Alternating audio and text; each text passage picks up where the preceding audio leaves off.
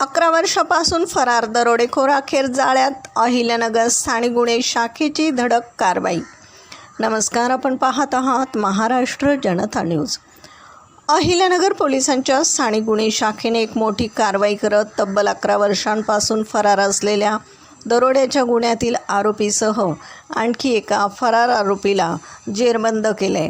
Police अधीक्षक मोमक्का सुदर्शन यांच्या मार्गदर्शनाखाली गुन्हे शाखेचे पोलीस निरीक्षक संतोष मुटकुळे यांच्या पथकाने ही कारवाई केली आहे। कर्जत पोलीस स्टेशन हद्दीत गस्त घालताना गुप्त बातमीद्वारा प्राप्त माहितीनुसार 2015 मधील दरोड्याच्या गुन्ह्यात फरार असलेला आरोपी रोहिदास दशरथ दराडे याला ताब्यात घेण्यात आले। चौकशीत त्याने गुन्ह्याची कबुली दिली आहे।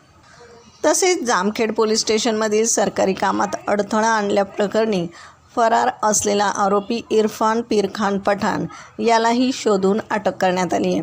दोन्ही आरोपींना पुढील तपासासाठी अनुक्रमे कर्जत आणि जामखेड पोलीस ठाण्याच्या हवाली करण्यात आलं असून पोलीस पुढील तपास करत आहेत। प्रतिनिधीसह महाराष्ट्र जनता न्यूज, अहिल्यानगर।